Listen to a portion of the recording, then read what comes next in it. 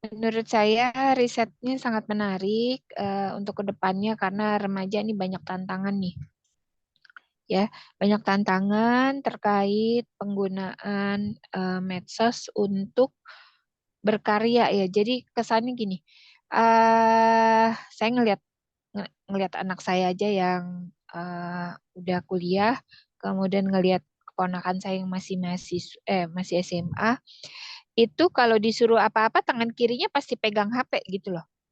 Jadi saya nggak percaya gitu risetnya risetnya Azhar itu cuma 2 jam cut off pointnya dalam menggunakan medsos itu kan di situ kan ada cut off pointnya 2 jam, kurang dari 2 jam atau lebih dari 2 jam. Saya nggak percaya itu data yang satu itu ya, saya nggak percaya. Karena kelakuan anak-anak sekarang itu tangan kiri pegang HP meskipun makan. Meskipun makan itu makannya nggak konsentrasi buat makan, tapi tangan kirinya itu memegang HP gitu. Jadi data yang 2 jam itu mungkin mungkin nggak tahu nih ya mau diapain. Tapi kalau dilihat dari penampakan penggunaan HP itu lebih dari 2 jam. Jadi mungkin 5 jam ya, karena sambil tidur di bawah selimut aja juga masih ngintip-ngintip gitu ya. Jadi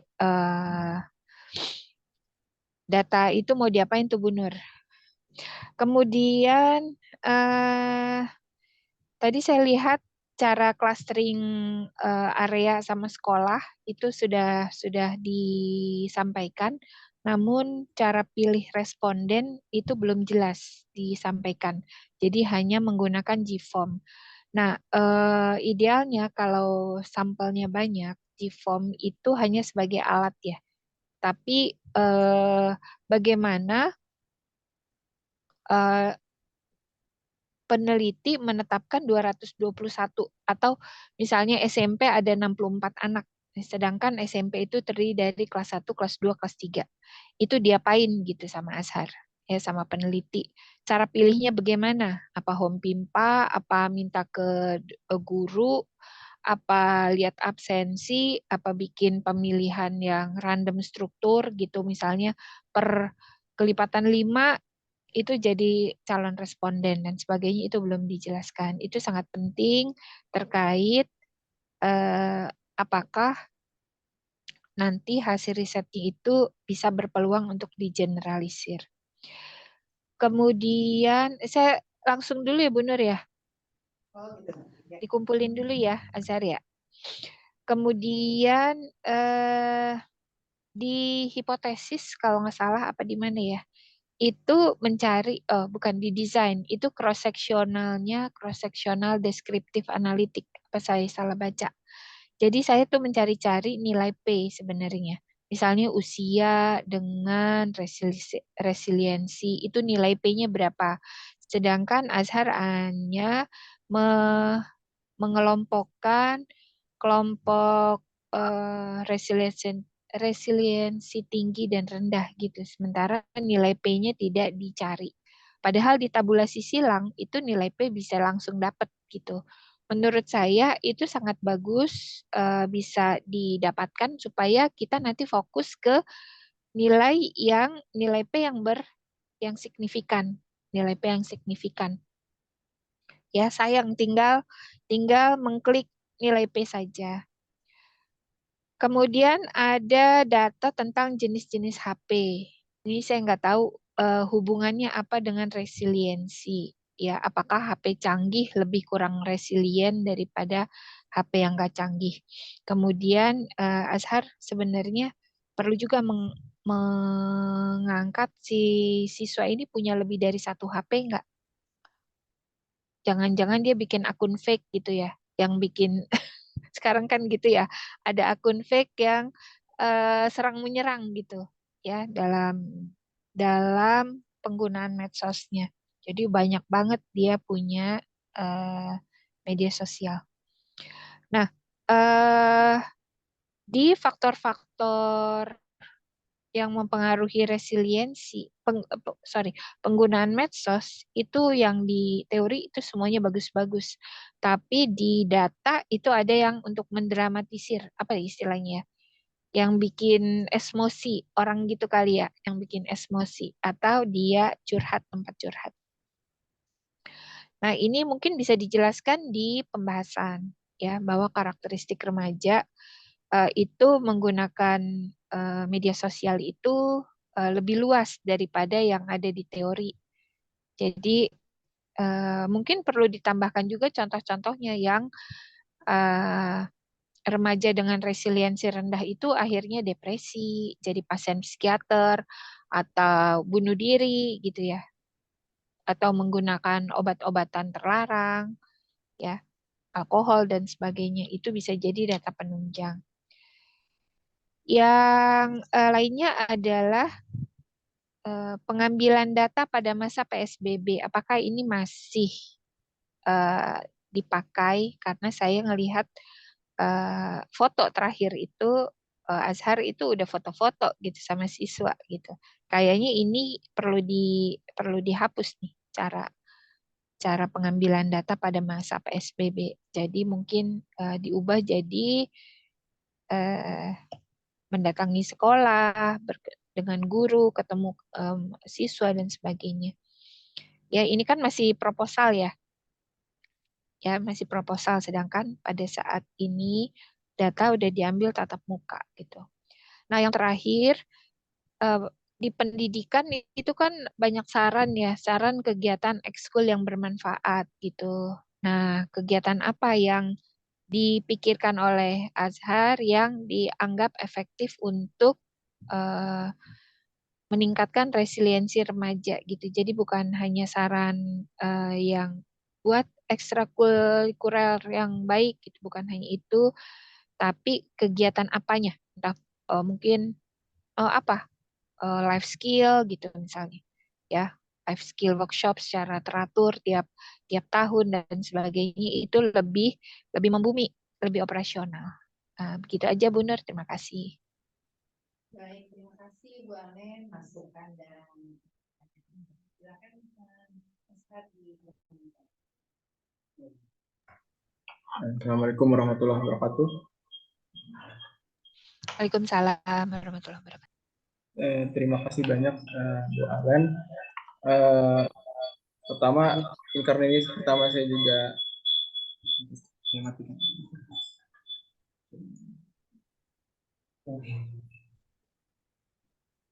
Bentar, Alen, ada podium yang perlu diatur.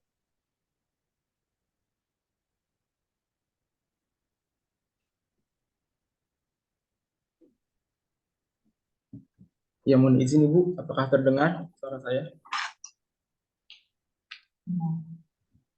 Ya, terdengar. Karena saya pertama kali bertemu Ibu juga, salam kenal juga Ibu, mohon bimbingannya apakah setelah ini ataupun yang selanjutnya mudah-mudahan bisa barokah. Dan nanti untuk bukunya Ibu saya kasihkan nanti Bu ya, buku saya tulis tadi saya kasihkan selanjutnya. Kemudian mohon izin untuk menanggapi dari masukan Bu Alen. Alhamdulillah seperti yang saya harapkan banyak untuk kesempurnaan. Karena saya juga karena ini sudah lama tidak kuliah, kemudian juga karena saya ekstensi, kemudian juga terkait gambaran, kadang saya berpikir agak melebar, jadi fokus. Alhamdulillah ada beberapa masukan dan juga masukan lainnya. Pertama terkait durasi. Di form ataupun pada saat pengisian kuesioner sebenarnya durasi, usia, kemudian juga jenis paspor itu kita pertanyaannya terbuka sesi tanya Ibu. Jadi pengisiannya itu misalnya durasi itu berapa jam sebenarnya tidak saya kategorisasi.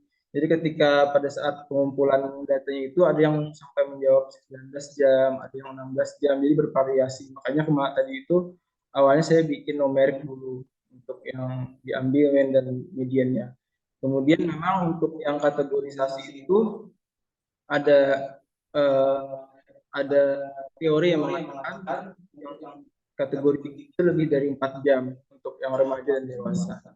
Tapi saya ambil yang lebih dari 2 jam untuk yang tinggi dan kurang dari 2 jam untuk yang rendah dari saya ambil dari WHO dan juga dari salah satu penelitian oleh yang et al 2022 dari peneliti Cina gitu. Mereka juga mengambil dari American Pediatric Association dan juga di ITE saya sendiri juga sementara kemarin dapatkan itu masih yang 2 jam, lebih dari 2 jam. Tapi nanti saya mohon bimbingan juga baik ibu ataupun pembimbing saya untuk apakah saya naikkan lagi kategorinya yang lebih dari 4 jam atau yang tetap yang 2 jam. Kemudian untuk yang pengambilan sampel terkait dengan JIPOM itu memang saya kemarin datang ke sekolah, kemudian untuk responden sesuai dengan yang terpilih itu saya komunikasikan dulu dengan pihak sekolah, baik dengan kepala sekolah maupun guru yang ditunjuk. Jadi memang saya bebaskan ibu guru ataupun kepala sekolah itu atau bapak guru itu ke sekolah itu untuk pihak sekolah untuk memilihkan dari sesuai dengan kemampuan sekolah. Jadi memang mereka juga punya kurikulum, kemudian juga jadwal tersendiri, tidak bisa saya intervensi. Jadi memang itu dari pihak sekolah saya minta ya sekitar misalnya SMP IP itu sekitar 25 orang. Jadi terserah ibu guru atau pak kepala sekolah itu apakah kelas 7, kelas 8 ataupun kelas 9. Jadi seperti itu saya mengambil kemarin. Tapi nanti menghubungkan juga apakah perlu yang seharusnya sebenarnya apakah perlu saya koreksi juga cara pengambilan itu, karena yang penting kemarin saya sampaikan ke pihak sekolah kriteria inklusinya ini, bahwasanya dari Mesir Depok, kemudian memiliki handphone dan sebagainya. Jadi saya jelaskan seperti itu dan dapatlah sampel yang disediakan sekolah seperti itu. Kemudian untuk nilai P sebenarnya saya di SPSS coba hitung hal-hal seperti itu Ibu. Jadi memang karena saya pikir cuma gambaran, jadi saya tidak terlalu menampilkannya. Tapi kalau misalnya mau ditampilkan, saya coba tampilkan bagaimana ini kira-kira. Apakah saya tampilkan atau seperti apa? Cuman agak lambat. Mohon izin Ibu. Untuk nilai P. Balik lagi ke pembimbing kali ya. Kalau itu saran saya, sayang gitu kalau udah kita bisa melihat hubungan langsung jadi nanti antara media sosial dengan resiliensi. Jadi Iya Ibu. Iya, jadi kalau nilai P-nya yang signifikan berarti kerjanya atau kegiatan-kegiatannya bisa lebih fokus seperti itu. baik Ibu, terima kasih banyak. Jadi memang saya kemarin juga sempat cari juga nilai persen segala macam itu, bahkan juga uji normalitas saya pakai bonus fokusis juga kemarin. Tapi memang tidak saya sampaikan di sini, mungkin nanti dalam bimbingannya juga. Kemudian untuk jenis handphone, apakah itu ada kemungkinan lebih dari satu handphone? Menurut pengamatan saya memang ada kemungkinan. Bahkan saat pengambilan data juga ada yang megang 2 handphone. Satu buat belanja di Tokopedia, satu buat media sosial. Jadi macam-macam lah. Cuman kemarin saya sampaikan ke guru yang mampu dan juga dari remajanya sendiri pendekatannya saya sampaikan pilih handphone yang memang sering digunakan media sosial atau khusus media sosial yang apa istilahnya yang memang akun asli kamu gitu. Jadi bukan akun yang tadi sebut tag gitu. Jadi sudah saya sampaikan sebenarnya saat itu, tapi tergantung dia lagi apakah mengisinya atau tidak. Tapi pada saat pengambilan sampel memang saya dampingi seperti itu satu persatu. Kebetulan kemarin kan saya ngambil sampelnya langsung, bisa berinteraksi langsung juga dengan remajanya. Ada waktu juga kemarin berdiskusi untuk remaja. Jadi kemarin ada yang konsultasi kesehatan, konsultasi terkait pendidikannya dan kehidupan sendiri seperti itu. Kemudian untuk faktor-faktor, ya Ibu terima kasih untuk masukannya. Akan saya masukkan lagi pada Ibu pembimbing dan juga saya perbaiki. Untuk PSBB tadi juga memang saya pikirnya kemarin karena proposal masih pada masa pandemi ke endemi, jadi masih saya masukkan, tapi memang sepertinya tidak perlu sebagai masukan Ibu. Kemudian untuk ekstrakurikuler tadi, saya juga mohon izin alhamdulillah juga Ibu saya ada kekurangan juga untuk detailnya seperti apa. Karena kalau komunikasi kemarin dengan remaja, mungkin mereka juga konsultasi dan diskusi itu mereka memang kekurangan kegiatan yang sifatnya interaksi dengan sesama mereka secara langsung, misalnya dengan kegiatan gathering Kemudian tadi Ibu ada workshop, seminar terkait dengan kompetensinya masing-masing itu masih sangat jarang di sebagian remaja. Bahkan di sekolah pun masih terbelenggu dengan jadwal-jadwal yang sudah ditetapkan oleh kurikulum. Jadi mereka kayak kadang ada rasa bosan dan biasanya bete sendiri gitu untuk kegiatan tersebut. Makanya harapannya kata mereka ada ekstrakurikuler yang lebih banyak bersosialisasi sama lain. Gitu. Seperti yang Ibu masukkan tadi, alhamdulillah terima kasih untuk penyempurnaannya. Mungkin demikian dari saya, Ibu mohon izin Nur Agustini. Ya, udah cukup Bu Nur, terima kasih. Makasih Azhar. Sama Ibu. Ada yang tambah boleh?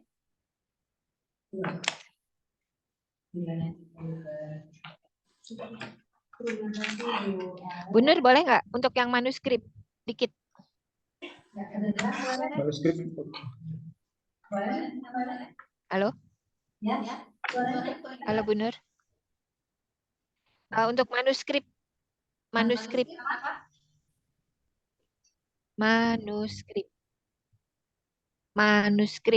Sinyal saya buruk ya? Manuskrip. Saya pakai ya, ini. jadi untuk manuskrip abstraknya untuk pendahuluan. Halo.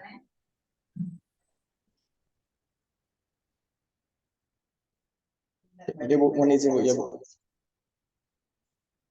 Halo. Baik Ibu.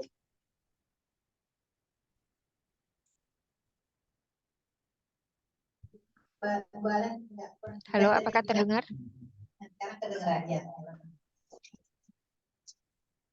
Tentang manuskrip Bu Nur.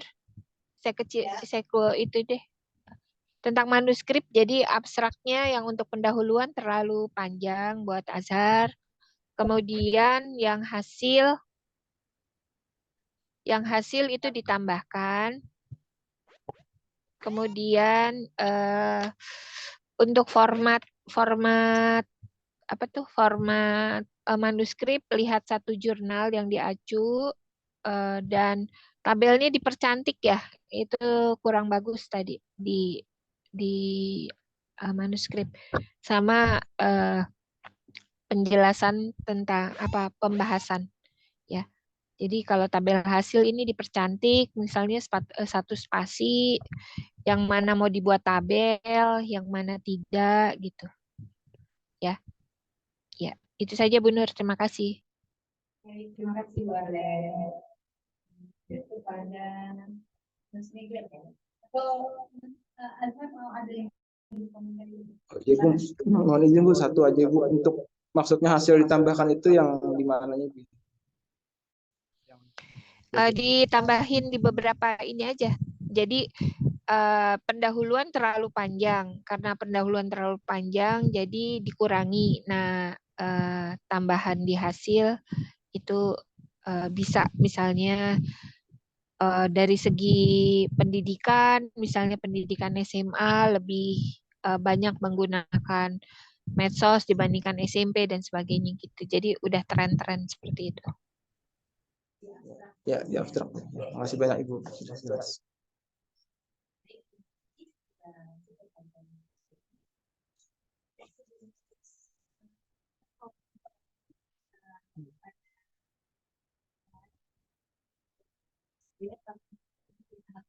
Banyak yang juga sekarang boleh saya katakan sebenarnya banyak sekali Pasal dan memang untuk ilmu lagi mungkin saya akan memberikan masukan dan menjelaskan dengan untuk hasil supaya lebih.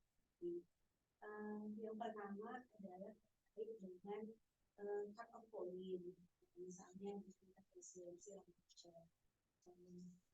Apakah cut off point yang digunakan ada referensi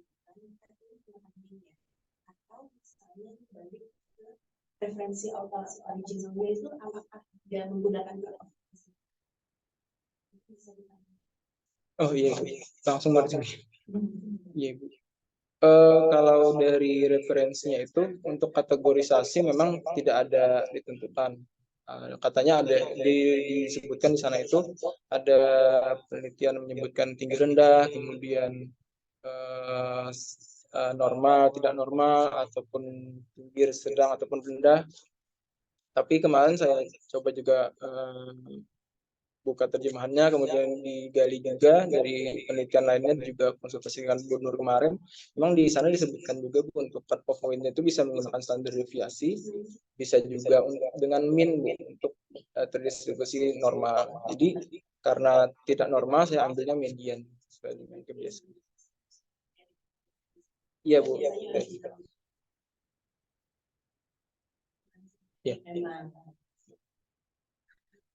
Iya Bu. Saya melihat ada dewasa muda, ada dewasa tua, kemudian Remaja. dewasa muda, dewasa lanjut ya. Remaja.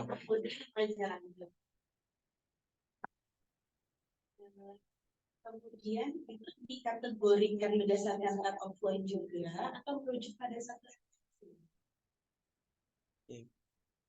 ditanggapi langsung atau ya Bu, mohon izin Bu. Jadi kalau untuk awalnya kan saya memang terbuka Bu ya pertanyaannya. Jadi saya ketika mengadakan analisis data yang pertama itu dengan numerik dulu, saya cari mean, median dan segala macamnya. Tapi untuk yang kategorisasi itu karena saya pikir akan dilakukan cross tabulation, saya coba diubah dari numerik ke kategorik, dan itu berdasarkan referensi dari WHO tahun 2018 Bu. Jadi memang di WHO sendiri juga yang terbaru mereka ngambilnya 3 sebenarnya, sesuai dengan Hockenberry juga Permenkes itu yang awal, tengah, akhir. Tapi karena untuk mempermudah saja sih bagi saya untuk cross tab-nya itu karena tinggi rendah, jadi saya ambil yang 2 tadi, yang 2018 muda dan lanjut. Jadi memang ada. Sebenarnya itu nggak masalah, so as ada referensinya itu bisa dilakukan. Pertanyaan saya akan muncul gitu. Apa fungsi dari uji normalitas data terkait pada usia apabila memang pada akhirnya menggunakan referensi sebagai kategorisasi? Ditanggapi. Jadi sebenarnya kalau untuk yang saat ini saya mohon bimbingan juga ya untuk yang penelitian, karena ini pertama penelitian yang benar-benar, mungkin kalau P3 kemarin masih KTI bingung juga. Awalnya saya pikir untuk yang karena usia pada JIPOM itu menggunakan awalnya skala numerik, data numerik. Jadi saya pikir untuk numerik saya bikin uji normalitas saja sih, betul nanti kedepannya terpakai untuk yang apakah yang di sini ataupun selanjutnya. Tapi setelah saya berjalan untuk kategori harus cross tabulation, saya pikir bagusnya data harus kategorik, jadi saya kategori. Jadi saya juga mohon masukan ibu juga, apakah sebenarnya itu perlu atau tidak.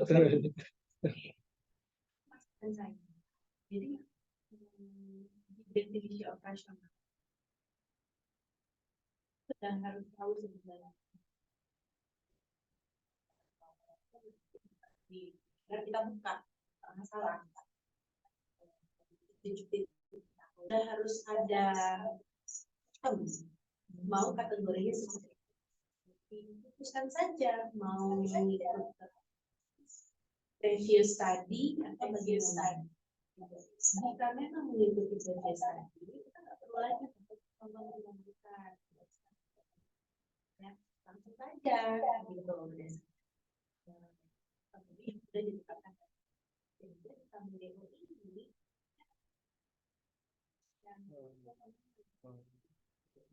aja sih sebenarnya. Jadi lihat lagi pada dosis satu-satu. Ya ini sebenarnya berhubungan juga dengan durasi yang lain gitu. Karena anak saya aja itu SD itu kalau kita lupa itu bisa seharian sebenarnya.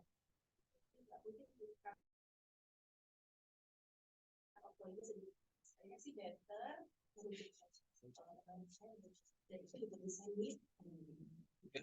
dari DO sudah ini ditetapkan ya. saya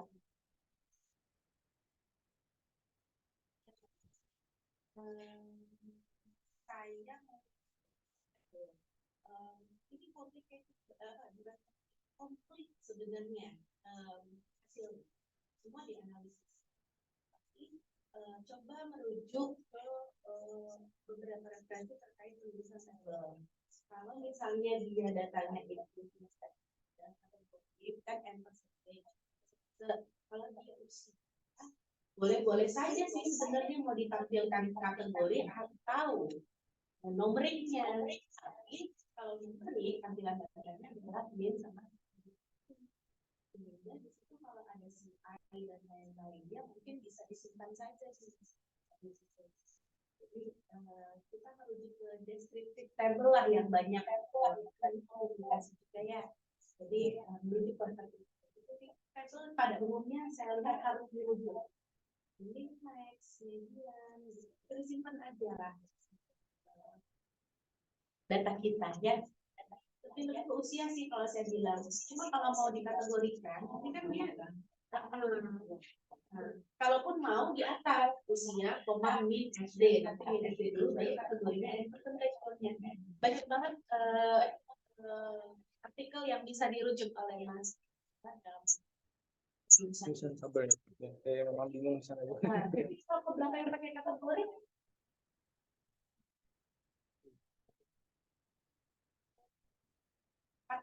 tabel 49, tabel 40 juga ya itu masih saya. Nah, ini mungkin yang paling krusial yang saya bahas di paper 40.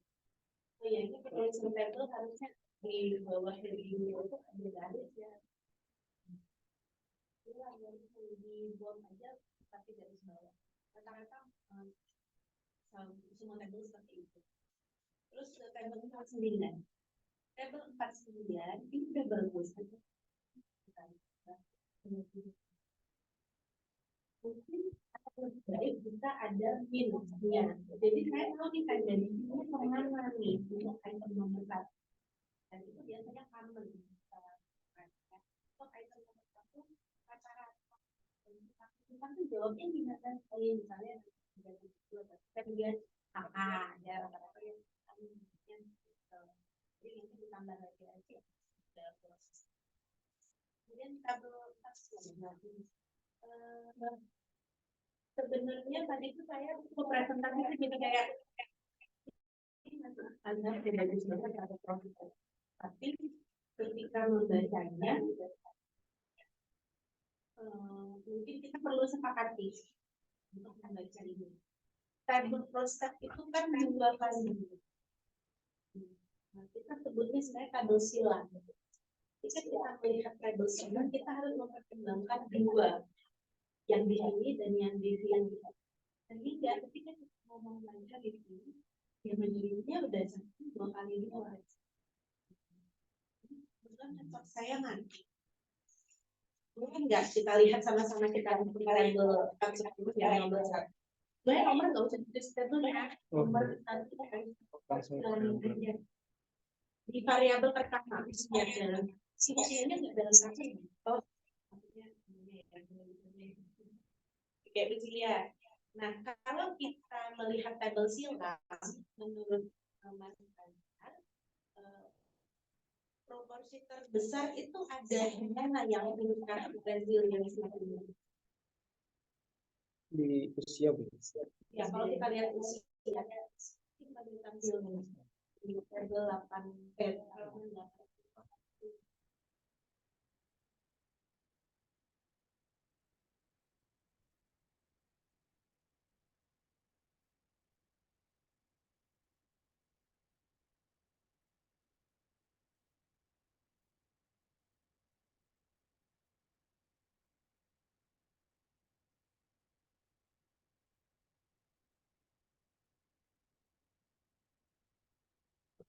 Iya. Itu proporsi tertingginya ada di mana? Yang resilient. Berarti menurut usia mayoritas sebagian lebih dari setengah responden yang berusia 15 sampai 19 tahun. Resiliensinya rendah.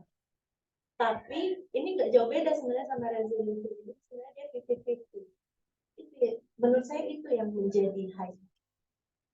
Tapi kalau misalnya kita membaca, kita mempertimbangkan remaja muda, karena yang lebih banyak, benar resilient tinggi yang lebih. Nah, ini sebenarnya cara baca table cross check Makanya saya tadi komentarin juga untuk penulisan table from step merujuk saja.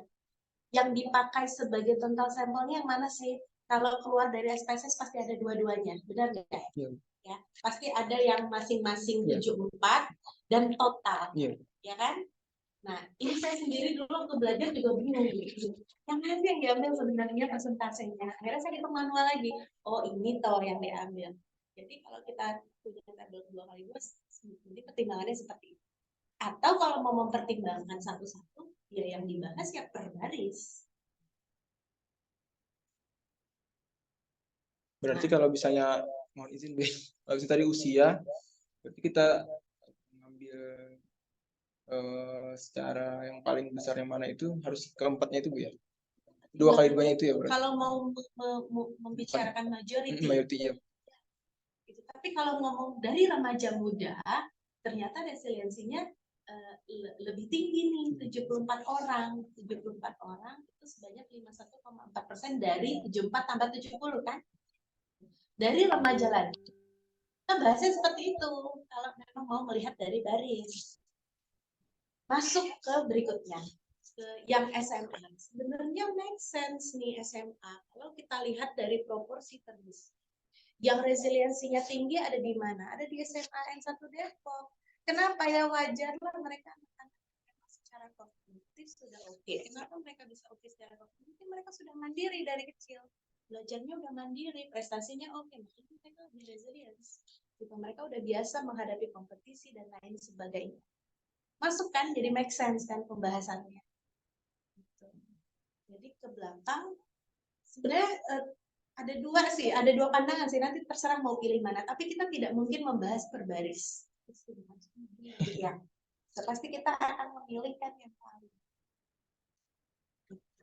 Itu sih menurut saya kalau kita memakai steps.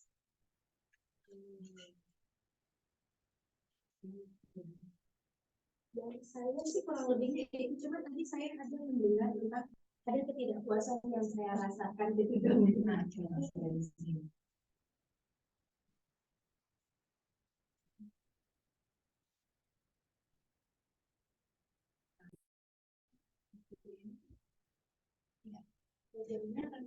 Ya cuma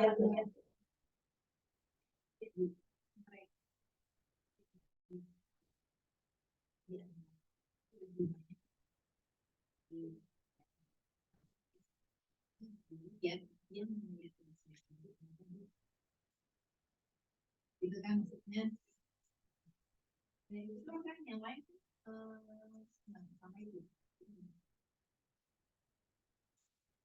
Depok 10 enggak, terus SMP 23 juga enggak, sama aja 21 juga enggak, gitu ya. Jadi gitu ya. Jadi kalau secara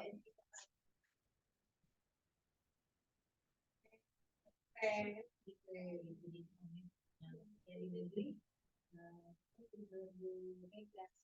hanya di satu aja yang lebih banyak yang ini karena masih sekolah favorit yang mungkin dari kecil gitu ya, gitu ya. Jadi bisa ya gitu ya.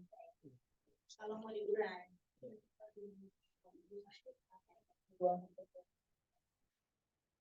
ya ya bisa, jadi nggak dibuat kalau dilihat kita negeri banyak ya. Kalau di total bisa jadi kok jadi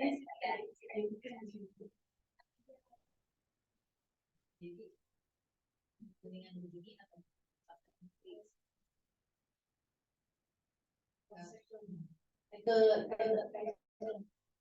yang enggak ini dikit lagi udah sampai ini bawahnya pasti udah ada. Dilihat lagi satu-satu dan mungkin tampilan tabelnya lagi di tengah gitu jelek itu boleh yes.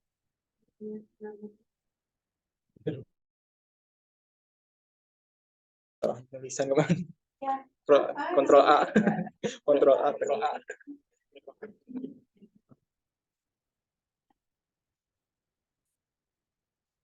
kalau menurut saya benar, ya nggak terlalu banyak mau.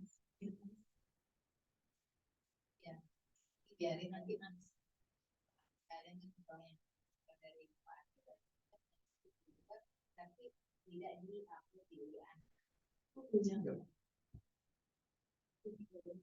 Terakhir aja ini kepuasan apa yang dirasakan?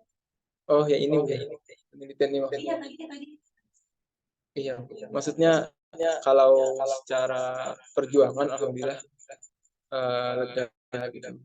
Kan lumayan berat juga dari ekstensi dari sisi waktu juga kita sempit ya ekstensi ya. Tidak seperti reguler yang panjang. Dari sisi keluarga juga kan saya pribadi anak-anak lagi sekolah gitu. Tapi kalau yang secara lain-lain alhamdulillah saya lega gitu. Tapi yang maksud saya tidak puasin tadi adalah tadi saya masih banyak belum paham di ini tadi pemaparan hasil, kemudian ini makanya perlu belajar. Alhamdulillah tadi Bu Alen, Bu Moga udah kasih masukan banyak. Jadi mulai tercerahkan lah gitu. Karena masih belum paham apa-apa, banyak yang masih belum pahami.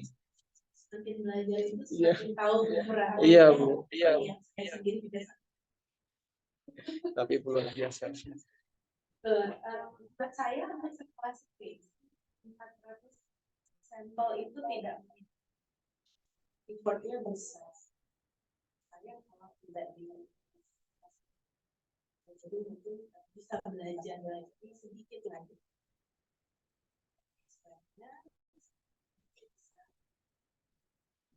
Bulan ya selevel dengan kita